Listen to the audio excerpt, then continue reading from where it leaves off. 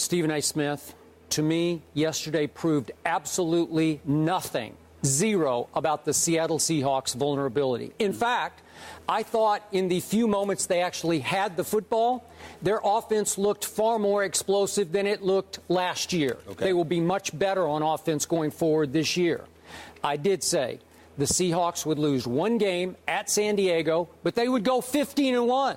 So I'm driving the bandwagon from here on, and it will start, by the way, back again next Sunday in Seattle when the Denver Broncos visit. But I have said that the San Diego Chargers will be a breakthrough team this year, a breakout team, and I'm sticking with my prediction they will win the AFC West by dethroning the Denver Broncos, who look a little shaky. And I think they will look much shakier in Seattle next Sunday afternoon. Phillip Rivers is great at winning this kind of game because we know he gets fired up. He wants to spit in your face if you're going to spit back in his. He wants to jaw with you, trash talk with you, and he's really good at making all the little big plays required to hang on to the football. 10 times Phillip Rivers converted on third down out of 17 tries. 42 minutes and 15 seconds. Phillip Rivers and company with a lot of help from Antonio Gates. He ain't over the hill yet, is he? Not over the hill. No, thank you. That's right. 42 minutes and 15 seconds. They hung on to the ball and forced Seattle's defense to stay on the field in temperatures that reportedly went as high in some points on the field as 118? Jeez. Seriously? And you got to play 42 minutes and 15 seconds in that in San Diego when you're not really used to that up in Seattle? Temperature was listed at 94, Thank you very much. But it was about 118 on the field. You're right. There you go.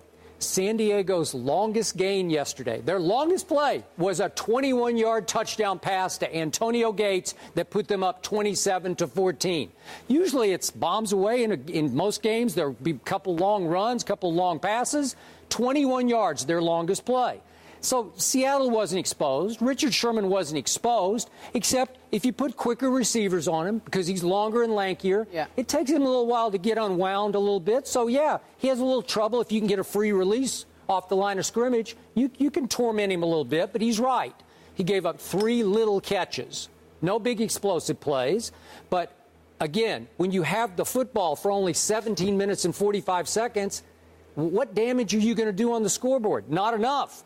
So, big picture, I think that San Diego is much better than they showed when they blew that 17-6 lead in the fourth quarter at Arizona. Right. And I think Seattle is actually going to be better than they were last year. Well, I think Seattle's going to be inspired. There's no question about it because they're devoid of any punks on their roster. They show up. They've got a lot of heart. They've got a lot of guts. They're physical or what have you. And I think that rather than them losing the game yesterday, I think what resonated with me was how they lost. San Diego, an AFC West team, was more physical than the Seattle Seahawks. They went at the Legion of Boom. They said, we're not scared of you by any stretch of the imagination. They were talking trash. They were in their face. They made it a point to send the message that we're not backing down from you, and I think that resonates. Now, Phillip Rivers ended up with a quarterback rating of 124. He was big time yesterday when it counted. Obviously, he connected with Gates on 3 touchdown passes, including that 21-yarder where Gates went up with the left hand and extended his left hand and came down with it flat on his back, held the ball up, let the referee know I got the football. They were balling. They were physical. I saw the Legion of Boom on the sidelines. I saw Cam Chancellor and those boys getting on each other, getting in each other's face, letting them know we're not playing the brand of football that we're capable of playing. So if ever there was a day for your prediction, and you do deserve kudos for this, because if ever there was a day where your prediction, big picture, seemed very, very much on the money, it's this. It's today, because if you're Seattle with the kind of heart they have to lose the way that you lost yesterday, it's just going to make them that much more rough. You understand? They're going to come right at you. I think they'll be even more physical. I think they'll look to impose their will even more. And in most instances, they're not going to be playing in 118-degree weather on the field. So because you don't have that to be worried about when you're on the road in most of the games that you've got coming up this season, I think that's going to bode well for them. But I also think that Pete Carroll dropped the ball on this game.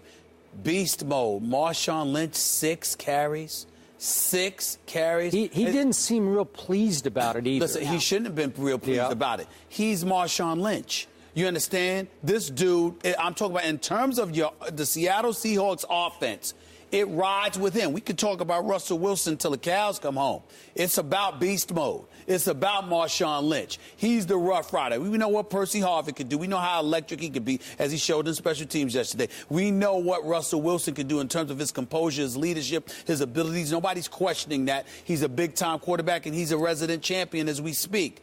But they are not Marshawn Lynch.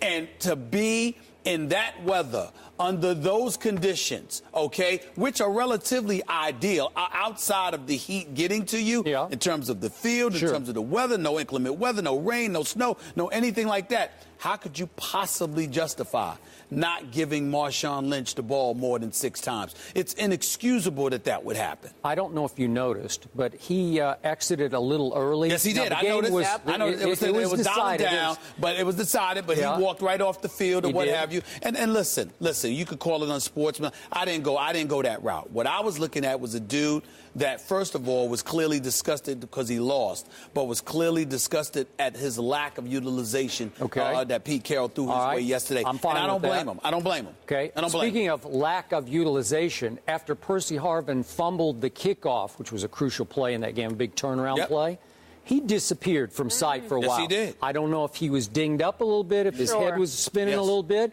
or if Pete Carroll just said, you know what? Yeah, take a break. I'm just going to keep you over here by me for a while. Then he got the late little, what do they call it, their speed sweep, you know, and San Diego sniffed it out on the first play of the last drive and blew it up.